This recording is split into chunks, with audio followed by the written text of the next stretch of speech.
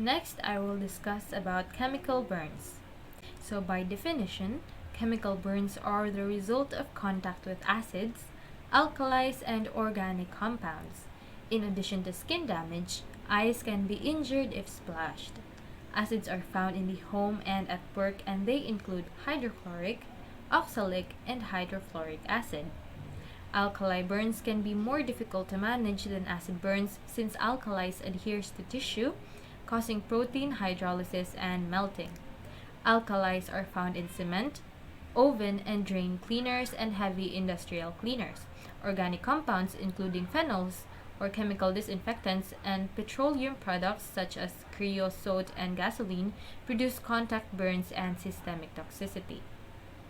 Ocular burns consist of burns to the sclera, conjunctiva, cornea, and eyelids. So chemical burns, particularly those involving the cornea, are considered a true ophthalmologic emergency and require prompt assessment and intervention to minimize morbidity.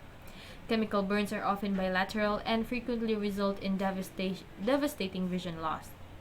Ocular complications of severe burns include glaucoma, corneal perforation, cataracts, scarring of the cornea, conjunctival cul-de-sac, conjunctiva and eyelid complications, retinal detachment, and corneal ulcerations. Types. Ocular burns can be classified as chemical or thermal.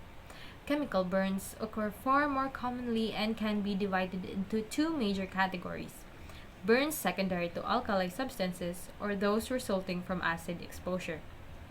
Chemical burns may occur from exposure to common household items such as drain or oven cleaner, laundry or dish detergent, bleach, and ammonia.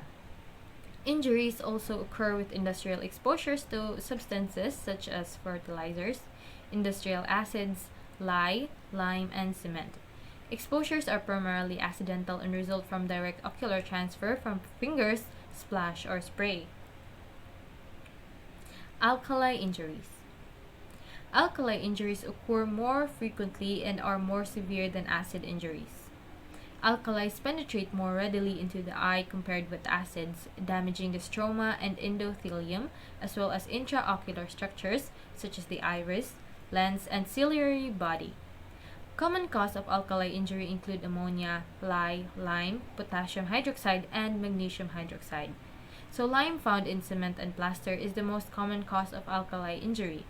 Damage from lime injury is limited, however, because of the precipitation of calcium soaps that limit further penetration. Lye and ammonia are associated with the most severe alkali injuries. Next is the acid injuries.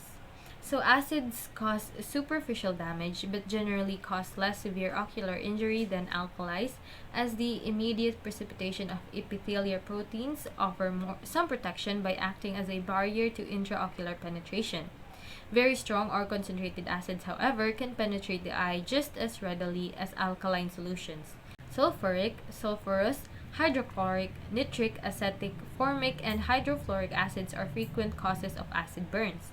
The most common cause is sulfuric acid, which is found in industrial cleaners and automobile batteries. So hydrofluoric acid causes the most serious acid injuries because of its low molecular weight, which allows easier stromal penetration. So the predisposing or the precipitating factors. So common acids associated with eye injury are sulfuric acid found in car batteries, hydrochloric acid in swimming pool disinfectants, nitric acid in dyes, and acetic acid in vinegar. So sulfuric acid injuries are the most common. Construction workers and people who work with chemicals, lasers, and potential irritants have a higher risk of an eye injury on the job. Furthermore, eye injuries can happen at home while doing yard work, cooking, cleaning, or setting off fireworks. A report from a developing country found that up to 80% of ocular chemical burns were due to industrial or occupational exposure. A report from Norway indicated that fish bile was the cause of 14% of the ocular chemical burns reported in northern Norway. Age and sex-related demographics. So, any age group may be at risk for ocular burns. One study indicated that the average age of patient with ocular burns was 36 years. There is a strong association of ocular burns with younger age groups within the occupational setting.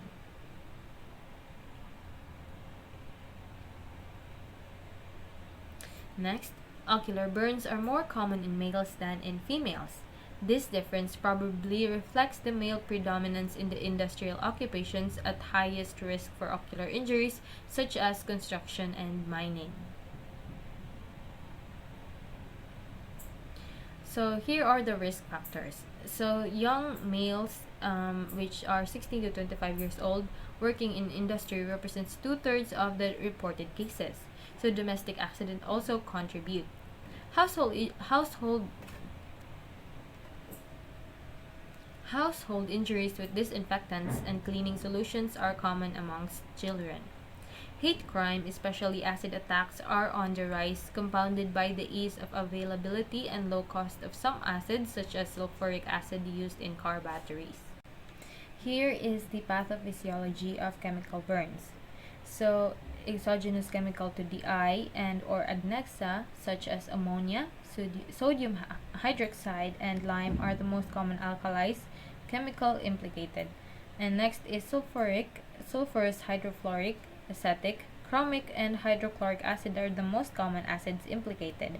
So all of these may lead to chemical injury, which may cause necrosis of the conjunctival and corneal epithelium with disruption and occlusion of the limbal vasculature. So this may lead to invasion of the corneal surface by conjunctival and vascular tissues and persistent corneal epithelial defects with sterile corneal ulceration and perforations, and this may manifest as pain, redness, watering, decreased vision, and foreign body sensation. So, after the necrosis, a breakdown and precipitation of glycosaminous glycans. So, this may lead to stromal corneal opacification, and the breakdown and precipitation may lead to anterior chamber penetration, which may also damage the iris and the lens. So after the anterior chamber penetration, it may lead to ciliary epithelial damage and may lead to decreased ascorbate secretion, which may ultimately lead to impaired collagen production and corneal repair. So obtaining a detailed history following initial management is essential. So the ascitic injuries cause coagulative necrosis, which may lead to surface proteins from a protective which may lead the surface proteins to form a protective barrier and may limit chemical penetration beyond the cornea. So alkali injuries can cause disruptive liquefactive necrosis, which may lead to breakdown of normal cell barriers and then may lead to deeper chemical penetration. Now let us proceed to the clinical manifestations. In the acute stage, up to 1 week post-injury, ocular surface chemical burns usually present with perlimbal ischemia, which is shown in Figure 1A, corneal and conjunctival epithelial defects, which is shown in Figure 1B, and retained chemical particles, especially in the fornices, which is shown in Figure 1C. Milder burns show re-epithelialization gradually with or without treatment. More severe burns may develop complications such as persistent epithelial defects, dry eye, symblepharon, ankyloblepharon, cicatricial entropion or ectropion, and in rare and severe cases, corneoscleral melt. The most common symptoms are severe pain, epiphora, blepharospasm, and reduced visual acuity. Diagnostics. So these are the diagnostic considerations. In the setting of an ocular chemical injury, a full ophthalmic and a full general physical examination should be performed with special attention to the head and neck for signs of other burns to the skin. So, diagnosis include eye exam. So an ophthalmologist or optometrist examines chemical burns to the eyes. So they'll flush the eyes out with water, which is known as irrigation. Then they'll check for signs of vision loss and examine the depth of the burn. They may also perform fluorescein evaluation, which involves the use of a special dye that colors damaged or dead eye tissue. Yellow-green tissue turns yellow-green when viewed under ultraviolet light. So the medical management. Emergency therapy. So, immediacy of treatment influences the final outcome favorably, hence, one should not delay the treatment waiting for careful assessment of the injury. After an acute chemical burn, immediate and extensive irrigation is necessary to wash out the offending chemicals. Next, any remaining particles are removed from the ocular surface with a moist cotton tip or fine tipped forceps.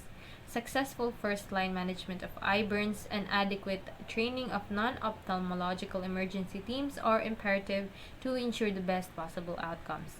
It is shown that prognosis is closely related to the efficacy of the immediate treatment measures.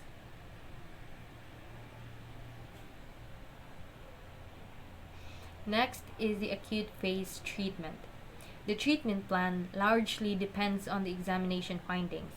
The main objective of acute phase treatment are to foster reepithelialization, decrease inflammation, prevent infection, avoid further epithelial and stromal breakdown, and minimize the sequela. Next is promoting reepithelialization. Preservative-free tear substitutes and lubricating ointment can ameliorate persistent epitheliopathy, reduce the risk of recurrent erosions, and accelerate visual rehabilitation. So generally, burn patients benefit from systemic ascorbic acid, which may promote collagen synthesis and wound healing. Autologous serum tears, which contain many factors that promote healing, may be used to promote epithelialization. Likewise, bandaged contact lenses may be considered for delayed epithelial healing. Large diameter gas permeable scleral contact lenses, such as the prosthetic replacement of ocular surface ecosystem or PROS, have been used after chemical or thermal injury in an inpatient setting. They can also protect the cornea from desiccation and friction of the eyelids via blinking. Next is anti-inflammatory therapy. So, topical corticosteroids play a critical role in controlling acute inflammation after chemical injuries. They reduce inflammatory cell infiltration and stabilize neutrophilic cytoplasmic and lysosomal membranes. They also help resolving anterior chamber as well as conjunctival inflammation. The downside is they also inhibit reepithelialization and collagen synthesis. Citrate has been used successfully to prevent polymorphonuclear leukocyte migration into the burnt tissue, thus reducing the release of free radicals and proteolytic enzymes. So free radicals are formed by hydroxyl ions and may be scavenged by ascorbic acid and tocopherols. Psychoplastic drops can be considered to blunt the pain from iris, ciliary body spasms. Next is the treatment of high intraocular pressure. As mentioned, alkali injuries that reach the trabecular meshwork can lead to elevated intraocular pressure, which can be easily overlooked.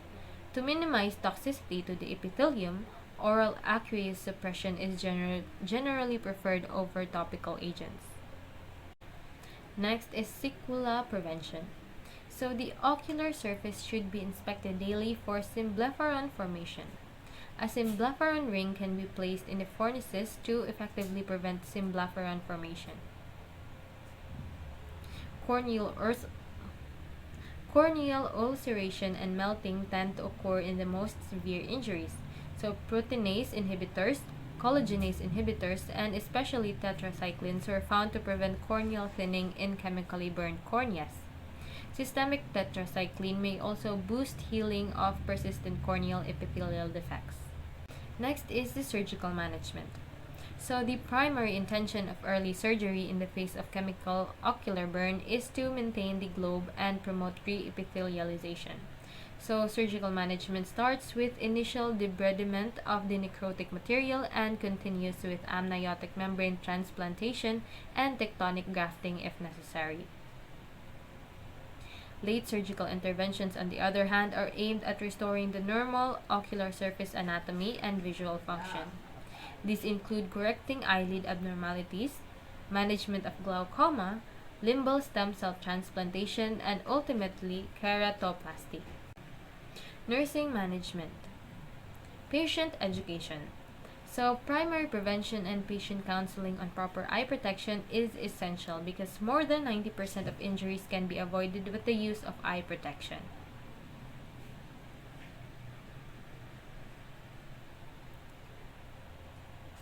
Welders must be informed of the importance of keeping on safety goggles while working. So, people who spend significant amounts of time outdoors must be made aware of the danger of UV keratitis, particularly at high altitudes.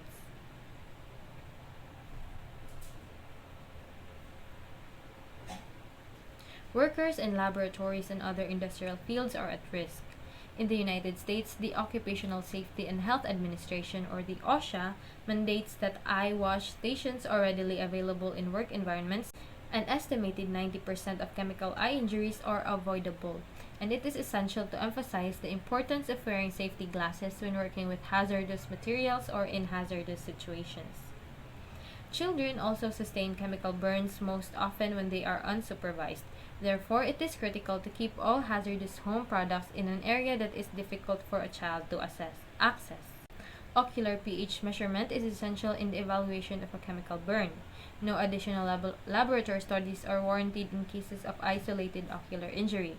Additional studies should be considered if warranted by coexisting injuries. Next is to evaluate all patients with alkali injuries to the face for tracheal and esophageal burns, which are potentially life-threatening. Hydrofluoric acid burns can cause significant hypocalcemia. Consider checking the calcium level for burns that are not limited to the eye. Prognosis. So, prognosis depends on both prompt recognition and emergent irrigation. So, this is especially important in those with concurrent polytrauma in whom other injuries are often prioritized, but careful attention should be given to ocular burns that are time sensitive.